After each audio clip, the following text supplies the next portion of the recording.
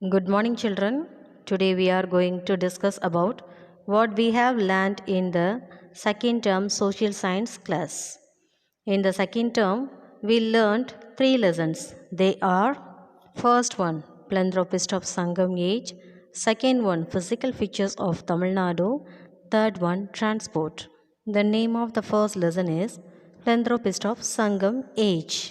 In the Sangam age, many philanthropists ruled the hilly regions, but seven of them were very famous. Those seven philanthropists were Pagan, Pari, Nedumudikari, Ai, Adiyaman, Nalli, and Valvil Ori.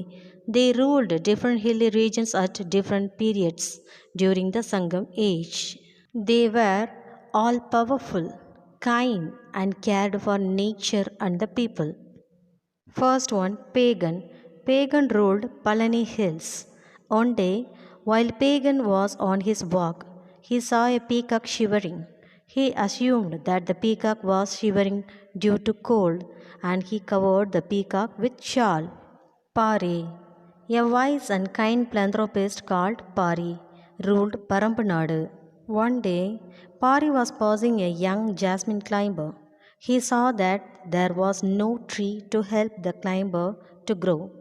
He offered his golden chariot to give support for the climber. There was another philanthropist called Adiyaman. He also ruled a hilly region Tagadur in Dharmapuri district.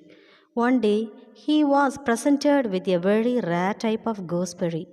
He was told that anyone who ate that rare fruit would be immortal. He offered that fruit to an old Tamil poet's Avvayar.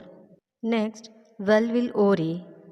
Ori, who ruled a hilly region in Kolli Hills. Ori was not only known for his skill in archery, but also hailed as a kind ruler.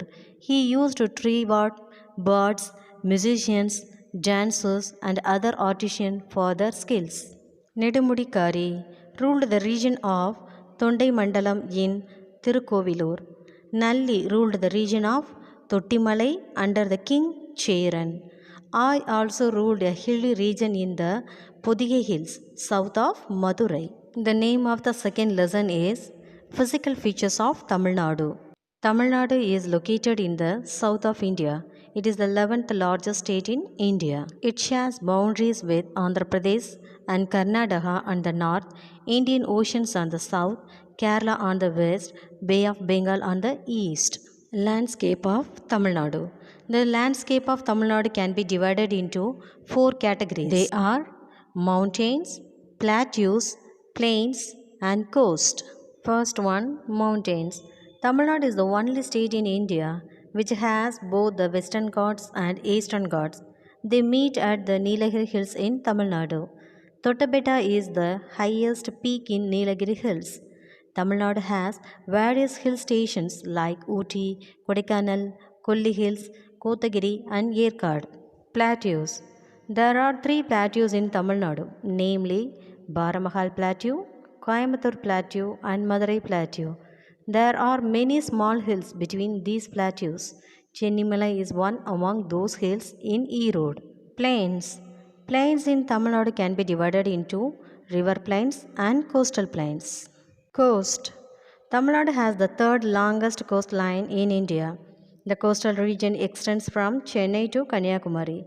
Paman Island forms a part of Ramanathapuram. It separates Gulf of Mannar and Palk Strait. 13 districts share the coastline. Next, waterfalls of Tamil Nadu. Waterfalls is an area where the river water flows down from a mountain. Tamil Nadu has several waterfalls. For example, Okanakal waterfalls, Kutralam waterfalls, Suruli waterfalls, and Vataparai waterfalls. Forest. There are many types of forest across Tamil Nadu. Most of these forests are found in the areas near the Ghats. These forests have so many types of trees. The topmost branches of the trees form a continuous chain such that little or no sunlight hits the ground. This is called canopy. The forest can also be grouped as evergreen forest, deciduous forest, and swamp mangrove forest. The name of the third lesson is transport. What is transport? Transport is a movement of people, animals, and things from one place to another. Before the invention of wheels, humans used to walk everywhere. They used bullock carts to cover distances. Even today, many use bicycles, which are eco friendly to travel. Modes of transport or types of transport. There are different modes of transport in India. They are roadways, railways, waterways, and airways. Roadways. India has been building roads since old times. Roadways connect the nook and corners of our country. The roadways, national highways NH, state highways SH, district roads, and village roads. Waterways. India has a very long coastline and hence ports remain main centers for trade. India has 13 major ports and Tamil Nadu is the only state in India that has three major ports.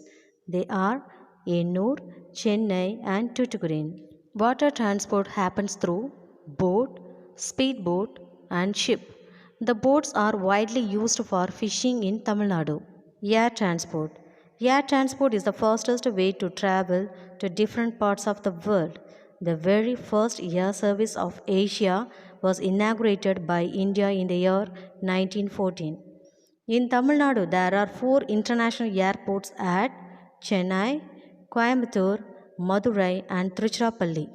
Advantages of transport: growth of agriculture and industrial production, growth in trade, promotes tourism. Okay, students, a small recap of what we have learnt in the second term.